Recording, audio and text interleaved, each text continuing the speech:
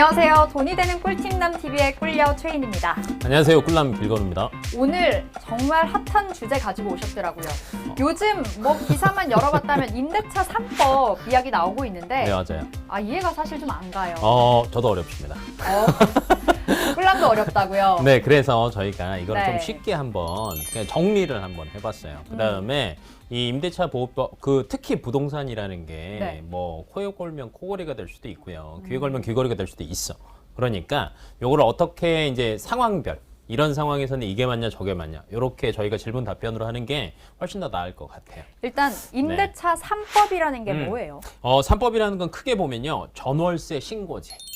그러니까 이제 그전에는요. 이제 매매할 때만 제대로 신고를 했지. 월세 같은 경우는 신고를 거의 안 했죠. 했어요. 네. 그러니까 이제 전월세 신고 무조건 한다. 그다음에 이제 전월세 상한제. 제 주변에도 제가 사람을 만나다 보면 전세금이 2년마다 올라가는 게 어마어마하다라고 얘기를 해요. 그죠. 네. 그게 참 문제인 거죠. 정말 문제인 거죠. 그래서 점점점 처음에는 서울에서 살았어요. 근데 시간이 지나면 지날수록 점점 뭐 신도시 쪽으로 또 빠졌다가 맞아요. 근데 점점 신도시 또 올라가니까 또 네, 옆으로. 맞아요. 그래서 점점 외곽으로. 맞아요. 그래서 전월세 상한제는 뭐냐면 올릴 수 있는 가격의 상한폭을 정해놨어요. 그러니까 이제 임대인들을 한번 보호를 해보자라는 네. 취지에서 한 것 같고요. 마지막으로 이제 계약갱신 청구권제라는 게 있어요. 네. 무슨 말이냐면 계약을 말 그대로 집주인들이 갱신을 안 해주면 어떻게 해야 되냐면 2년마다 한 번씩 늘려야 되죠. 계속 옮겨야 되는 거예요. 네, 그러니까 이사를 가야 되는 그렇죠. 거죠. 이사를 가야 되는데 이사 비용 정말 많이 들거든요. 의외로. 그러니까 뭐 또 왔다 갔다 하는 것도 문제고. 그다음에 자녀들 키우고 있으면 뭐 전입 뭐 다 해야 되죠. 학교 옮겨야 되죠. 여러 가지 문제들이 많아서 계약갱신 청구권까지. 그래서 총 3가지를 임대차 3법이라고 얘기를 합니다. 자, 하나하나 그럼 들여다보도록 하겠습니다. 네네네. 자, 주택 임대차 보호법이 올라와 있는데 어려워요, 용어부터가. 주택 임대차 보호법이랑 전월세 신고제 크게 두 가지로 나눠지는데 아까 방금 제가 얘기했던 전월세 상한제랑 계약갱신 청구권제 있죠. 네. 이걸 두 개를 합쳐서 주택 임대차 보호법이라고 해요. 그러니까 그렇게 해서 주택 임대차 보호법이라는 맞습니다. 왜 그러냐면 거꾸로 보면은 정말 임대인을 보호하기 위한 네. 제도잖아요. 이게 두 개 묶어서 하는 건데 7월 말일자로 시행이 됐죠. 그래서 이제 문제도 많았고 이제 국회에서도 이제 뭐 발언이 또 이슈가 되기도 했어요. 그죠. 그래서 이제 이런 것들에 대해서 크게 보자라고 하면 전월세 상한제라고 했어요. 네. 5% 이상은 못 올립니다. 궁금한 게 있어요, 근데. 물어보세요. 이게 뭐 7월 말일자로 이렇게 바뀌었다고 했으니까 그럼 네네. 그 전에는 뭐 계약을 한 사람들에 한해서는 이게 적용이 안 되는 거예요? 맞아요. 궁금할 수 있어요. 네. 왜냐하면 이제 갱신을 이제 거꾸로 보면 두 가지 이유가 있어요. 하나는 이미 갱신하신 분. 네네. 그리고 이제 말 그대로 이제 2년 계약 갱신 청구권이라고 있는데 2년 갱신을 한 번 더 해주는 건데 이게 지금 애매하게 걸리시는 분들 아니면 나는 한 10% 15% 올려줬다 하시는 분들이 있어요. 맞죠? 근데 지금 상한제가 5%잖아요. 나는 이미 더 줬어. 그러면 이게 반환이 가능해요? 가능합니다. 소급 적용이 되는 걸로 입법이 됐어요. 그러면 이제 시기가 또 중요하긴 해요. 근데 뭐 이런 것들도 있습니다. 전월세 계약에 대해서도 이제 적용은 되겠지만 계약 기간이 1개월 이상 남아 있어야 된다라는 거. 네. 그러니까 미리 이제 적용이 됐을 수도 있어요. 그다음에 만료가 뭐 올해 10일 이후다라고 하면요 2개월 이상 남아 있어야 돼요. 네. 그러니까 빨리 집에 있는 전세 계약서 있죠. 그러네요. 빨리빨리. 가가지고, 그렇죠. 빨리 확인해서 빨리 집주인한테 얘기를 하는 게 네. 가장 좋죠. 오늘 아무래도 주제가 제가 좀 어렵다 보니까 질문들을 많이 준비를 해왔거든요. 많이 하세요. 자, 네. 계약갱신 시에 임차인은 무조건 2년의 거주기간 채워야 된다? 아니다? 2년의 거주 기간. 네. 정답부터 얘기하자면 아닙니다. 2년을 꼭 채우지 않아도 가능해요? 2년을 채우지 않아도 상관없어요. 그러니까 이게 이런 뜻인 걸 거예요. 만약에 나 계약갱신을 했어. 네. 그것도 내가 요구해서 했어. 근데 2년 무조건 채워야 되는 거 아니야? 이렇게 생각할 수 있잖아요. 근데 임대차 보호법상 네. 무조건 2년을 채우는 게 아니라 3개월 전에만 얘기를 하면 네. 뺄 수 있어요. 그런데 3개월 동안의 임대료는 줘야 돼요. 예. 그러니까 제가 만약에 새로운 사람을 구했어. 그러면 상관이 없지. 근데 새로운 사람을 구하지 못했어. 그러면은 내가 3개월치는 줘야 돼요. 네, 근데 이것도 어려울 거야. 그러니까 결론은 돼. 결론으로는 2년을 다 채우지 않아도 된다. 라는 거네요. 맞아요. 갱신해도 돼. 그럼 또 질문 하나 네. 있어요. 이게 조금은 속물 같기도 해요. 근데 뭐 임대인이 네네. 그러니까 실거주를 한다고 네. 해놓고서는 새로운 세입자를 몰래 아하. 들였어요. 실제로는 다른 세입자를 들인 거죠. 그렇게도 가능해요? 자, 이게 계약갱신 청구권에 대한 네. 질문일 거예요. 그러니까 말 그대로 갱신을 해야 돼. 근데 집주인이 들어와서 산다던가 아니면 직계 존속 비속, 네. 그러니까 내 자녀, 그다음에 뭐 손자 이런 애들이 들어와서 산다라고 하면 계약갱신을 거부할 수 있어요. 네. 근데 거부를 해놓고 말만 사실은 안 들어와서 살 수도 있지. 왜냐면 갱신할 때 5% 상한이거든. 네. 갱신하는 사람이 아니면 상관없네요. 10% 올려도 되잖아요. 오. 그러니까 이런 얌체가 있을 수도 있어. 좀 네. 얌체 같았어. 그러니까 얌체 같아요. 근데 이런 이야기들이 네. 인터넷상에서 많길래 정말 많아요. 제가 질문을 한번 준비를 해본 맞습니다. 거고. 그러면 네. 임대인 입장에서 보자면 어떻게 해야 되냐면 집주인한테 얘기를 하면 돼요. 전입신고 했냐? 갖고 와봐라. 안 갖고 왔다? 그러면 신고하면 돼요. 그러면 3개월치 받을 수 있어요. 3개월치나 어. 뭐 걸리길 바랄 수도 없고 사실 그래 이런 건 좀 속물이니까 자제를 해봐야겠어요. 하지만 이제 제가 볼 때는 이제 속물 이런 것보다는 서로가 이제 조금 더 좋은 취지에서 만든 거니까 저는 제대로 활용을 하는 게 좋지 않을까. 그죠. 제대로 활용하는 맞아요. 게 제일 정답인 것 같아요. 맞아요. 그럼 좀 집주인들 입장에서는 골치 아픈 경우가 맞아. 많을 것 같은데 좀 네. 팔고 싶어 하는 사람들도 많을 것 같거든요. 제가 집주인이라고 하면 저는 솔직히 얘기하면 네. 팔 수도 있어요. 그죠. 왜 그러냐면 상한제가 5%죠. 그럼 거꾸로 얘기해 볼까요? 주식 시장에서 5% 이상 수익만 내면 그거를 넘기는 거네요. 그러니까 당연하죠. 굳이 거기에 내가 네. 돈을 묵혀놓고 큰 돈을 묵혀놓을 필요가 없다는 거죠. 없을 수도 있죠. 네. 그러니까 뭐 성향에 따라 다르겠지만 그리고 아까 얘기했잖아요. 갱신 시에 5%라고. 그러면 빨리 팔고 차라리 딴 걸 하던가 네. 아니면 아까 방금 전처럼 얌체를 하던가 이런 가지 선택을 할 수 있어요. 네. 근데 결론부터 얘기하자면 매도는 가능해요. 매도 가능. 그러면 제가 예를 들어서 팔았어요. 우리 꿀려한테.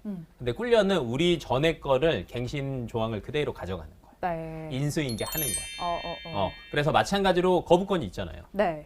내가 들어와서 산다거나. 거부를 할 수 있다는 그렇죠. 거죠. 네. 근데 이제 한 달 전까지는 알려줘야 됩니다. 네. 그래서 뭐 그렇게만 한다라고 하면 매도하는 거는 전혀 문제가 되지 없다. 않네요. 네.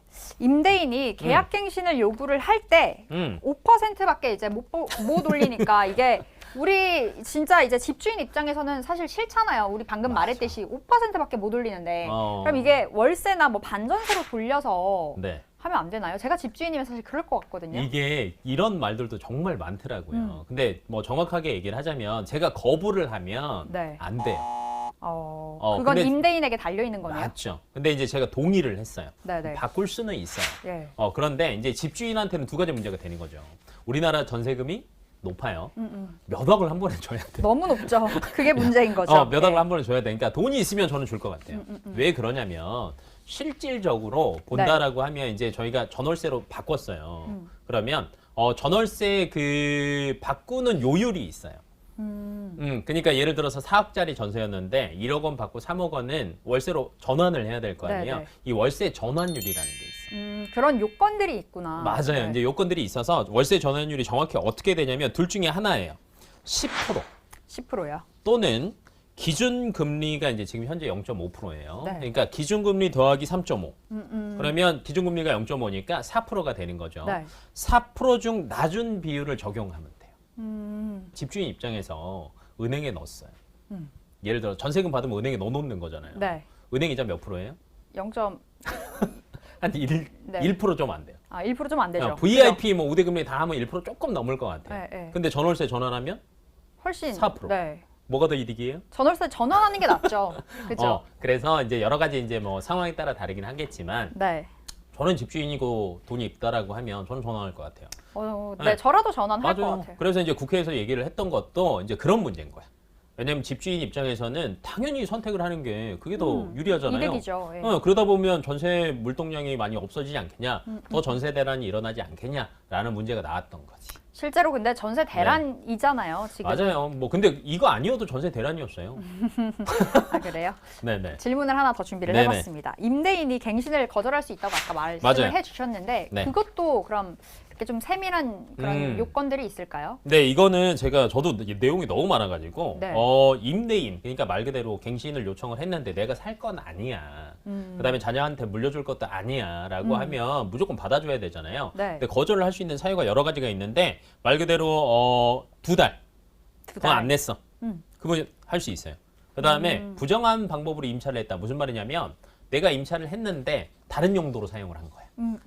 이렇게 부정하다라고 하면은 또 할 수 있고요. 합의하에 내가 이거 돈 줄 테니까 이렇게 바꾸자라고 네. 하면 또 거절할 수 있습니다. 그다음에 이제 집 자체가 뭐 멸실이라고 해요. 네. 고장났어. 막 어디 부서지고 수리해야 돼. 그러면 거절할 수 있습니다. 네. 그다음에 뭐 안전사고가 우려가 있다. 아니면은 임대인이 뭐 거주한다. 아까 앞에서 얘기를 했죠. 아니면 좀 이게 애매한 조항이긴 해요. 이외 임대차가 계속하기 어려운 중대한 사유가 있을 때. 그러니까 거꾸로 얘기하면 서로 간의 합의하에 네. 무슨 일이 있다, 유지가 안 된다라고 하면 충분히 거절을 할 수 있네요. 있다라는 거죠. 네. 근데 양쪽 네. 입장이 워낙 많이 다르다 보니까 뭐 세입자, 집주인 맞아요. 싸울 수밖에 없는 구조예요. 이게. 네. 자, 집주인이에요. 네. 자, 임대차 보호 3법이 나왔어요. 어떨 것 같아요? 집주인이면 네. 글쎄요. 그러니까 어쨌든 세입자에게 유리한 건 분명한 것 같아요. 네. 그래서 싫어요. 싫어? 네. 아, 그럼 빨리 팔고 싶어? 팔고 싶죠. 저는 팔고 싶을 것 같아요. 그럼 빨리빨리 팔겠다. 좀 그럼 그럴 것 같은데요. 두 번째. 지금 꿀려가 이제 집에서 같이 살긴 하지만 따로 독립해서 살아요. 그럼 이제 임대차 보호법에 적용이 되잖아요. 네. 어떨 것 같아요? 그러면은 조금 괜찮죠. 네. 맞아요. 이게 상황이 이렇게 달라요. 맞아요. 그러니까 서로의 양측 상황이 정말 대립이 많이 돼. 그러니까 어떻게 보면은 집주인 입장에서는 팔아야 되고 그다음에 전세금 그대로 해주는 것보다는 워낙 지금 저금리 시대니까 전월세로 바꿔버리는 게 그쵸. 아니면 반전세로 바꿔버리는 게 훨씬 더 유리하잖아요. 그러니까 그러다 보니 서로 분쟁도 많을 거예요. 그러니까요. 그리고 아까 제가 이외의 상황 이런 거 얘기했잖아요. 그렇기 때문에 서로 문제가 많이 될 수밖에 없네요. 없어요. 그래서 이 분쟁 조정위원회라는 게 이제 기존에는 한 군데서만 했어요. 네. 그러니까 대한법률구조공단에서 했었는데. 했었다라고 해요. 근데 2, 3개월 안에 한국토지주택공사이죠. 네. LH공사.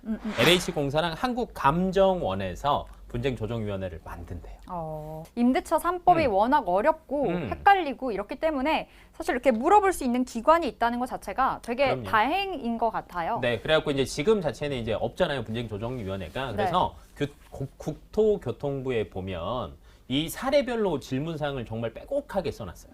자, 이런 사례는 여기에 해당된다. 이런 사례는 여기에 해당된다. 그중에서 제가 일부분 그냥 궁금한 거 몇 개만 저희가 말씀을 드린 거예요. 네. 그래서 여기에서 내 상황이 여기에 맞는지 저기에 맞는지를 먼저 확인해 보는 게 첫 번째.